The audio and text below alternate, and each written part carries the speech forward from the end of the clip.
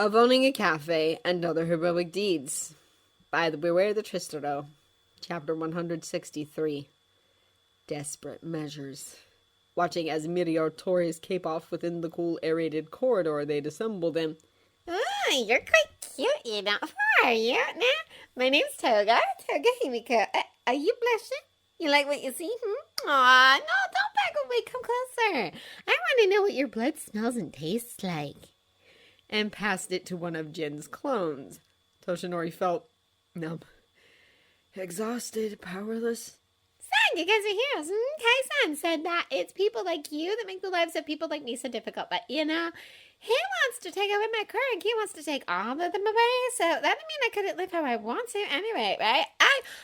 Is that for me? I don't mind being naked, you know. Letting out a sigh as she was carefully ushered towards the Special Victims Police Force officers. The number one just about managed to nod at Thwaice and Ikigai, who'd be overseeing her welfare and interrogation. She'd instantly taken a side to Chizome, and so they hoped she'd cooperate with him when it came to learning more about the Yakuza and the crimes they had committed. Not that it mattered just now. Not that such information would somehow magically make Shouta appear.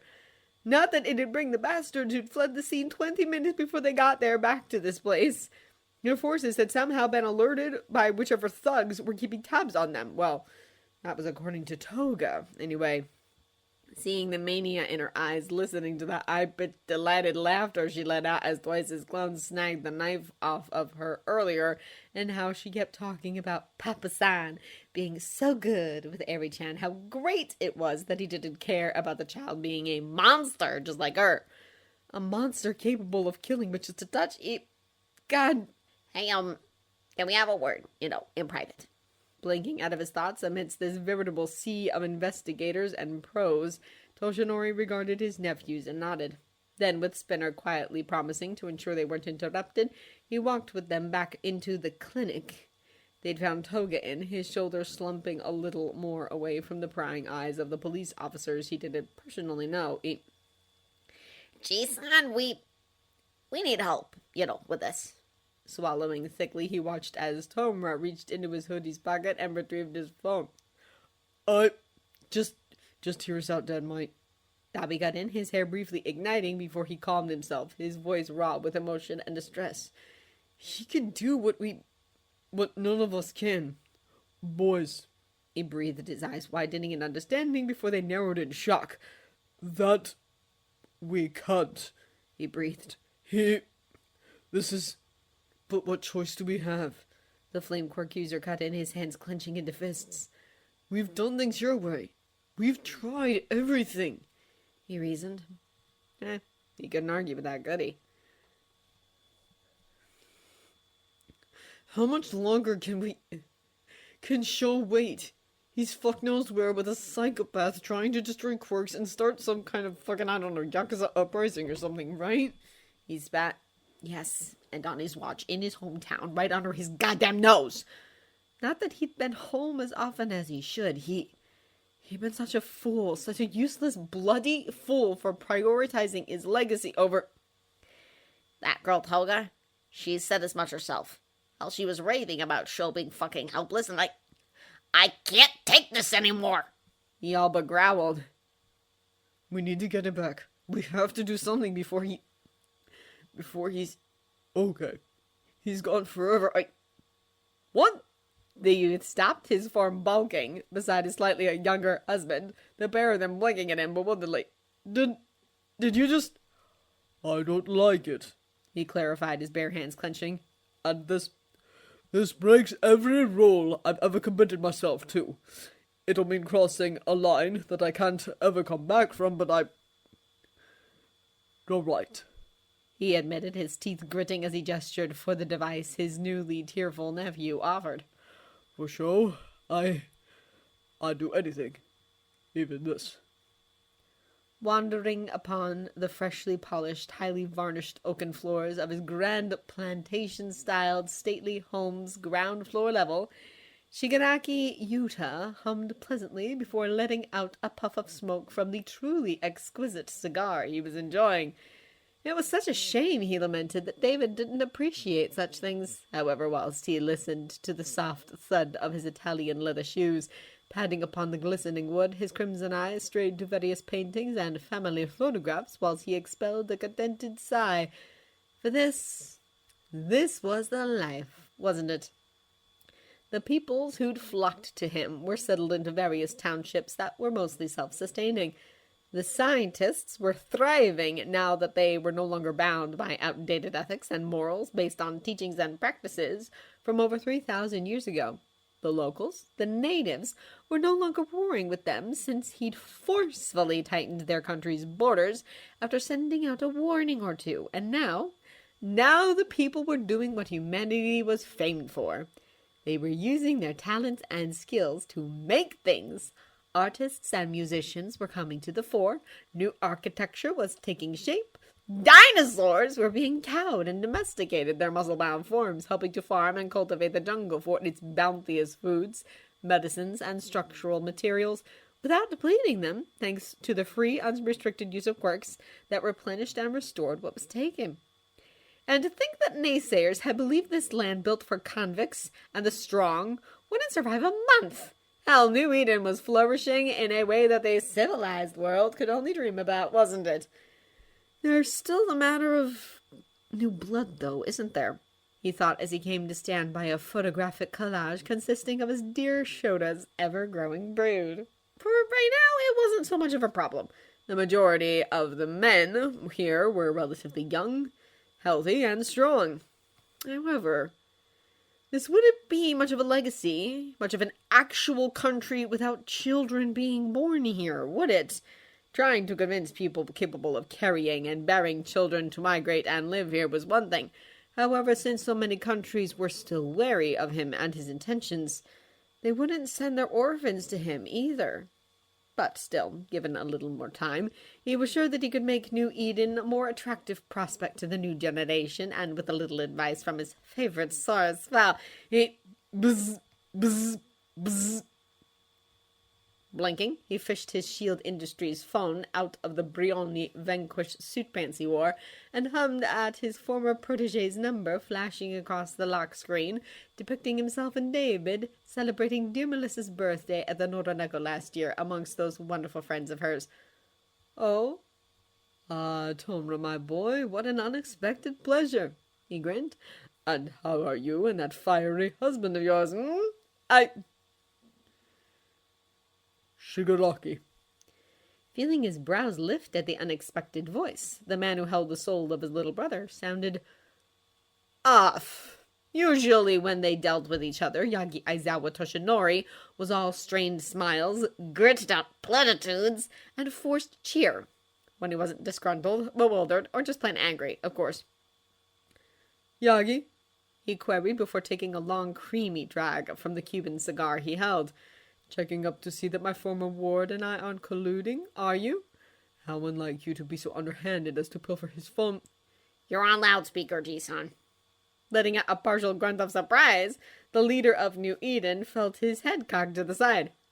"Ji-san?" he quipped. "Oh, so this is family business, then?" he chuckled. "Or can I finally stop holding my breath because you've at long last decided to come here for a visit, Gigantomaquia has so wanted a rematch with you, Yagi. Why not bring everyone for a week or two, nay? We need your help." "Oh?" "It's Shouta. He's been taken, and I can't find him." "What?" "It's about 4 days." Who would dare?" "The Yakuza group, who call themselves Shie Hasakai. They're led by a bastard known as Chisaki Kai.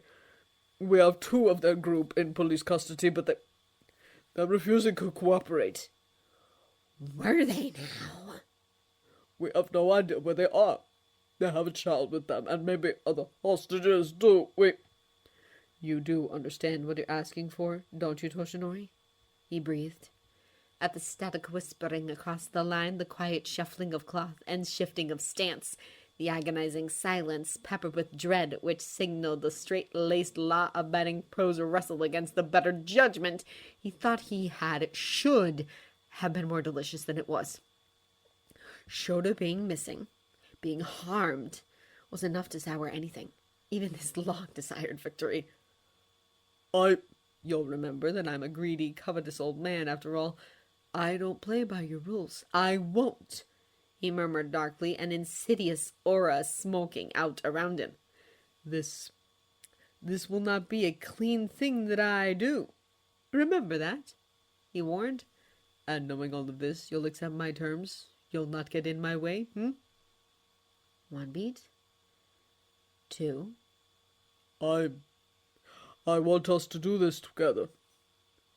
Unable to hold back the shocked laugh that erupted from his mouth, his free hand snapping his cigar and twisting it into nothingness, Shigaraki Yuta snapped his fingers to summon one of Nomu's servants, who slipped, slurped, and slid through the mansion's walls, their presence simultaneously a security system and sentient house service, whilst his laughter continued to bounce around.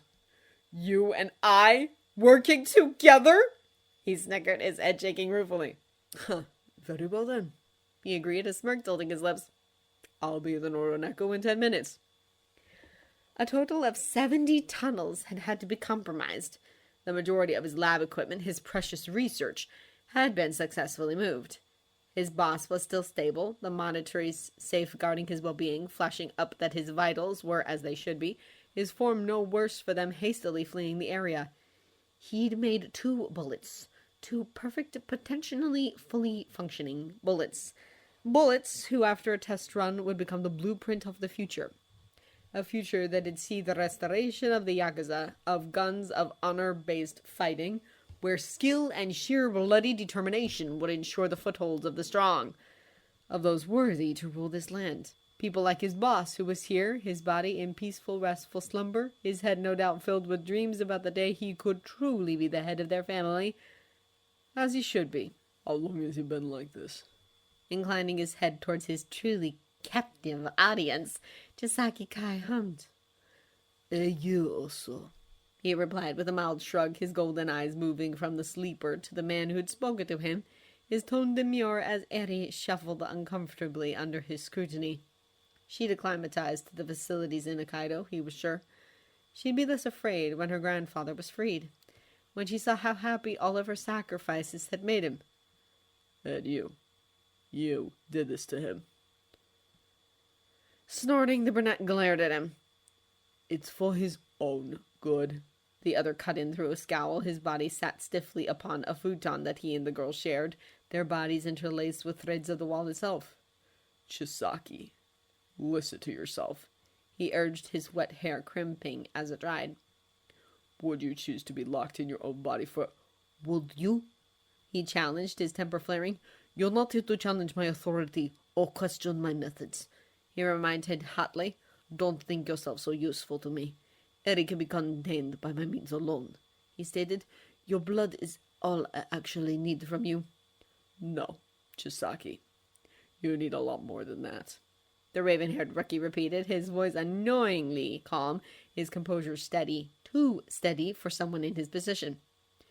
It's not too late, you know. There's still hope for you, for Harry and the others. Oh, he quipped, his sneaker-clad feet prowling him around his stationary mentor to stand before him, the other's body not flinching at his approach. Kai removed a glove. You think to show me mercy, empathy, in your position? You're far more trapped than I am. Blinking, his lips curling beneath his ebony mask, the overhaul user sneered at him. You still have faith in your husband? Or maybe you think you can still run on that broken ankle of yours? I do have faith in my husband and our family, the other replied, his purpled leg twitching a little when he tapped it with his foot in the dim lighting of this emergency shelter he'd carved out of the earth around them. And I'm not the one running, am I? Sucking in a breath, a flash of hives prickling his skin, Chisaki Kai locked his eyes with those of Yagi, Aizawa Shouta, and realized that the other hadn't activated his quirk. He wasn't trying to pull away from him. He wasn't afraid. What do you know that I don't? He murmured, his brows furrowing. I know my husband for one thing. Everyone sees him as some kind of cheerful, happy-go-lucky man. Someone who smiles because he can," he replied, his trapped shoulders trying to roll a shrug of his own. "Usually enemies prefer to face him head-on, but you've backed him into a corner. You've made him desperate." He mused. "I could hear the smashing going on earlier. He was close to finding us, wasn't he?" "But he didn't." "But he will." The older male countered, something darker glistening in those obsidian eyes. "When he does. When my family do." He furthered, an actual smile breaking his lips. "You're going to wish that you'd listen to me."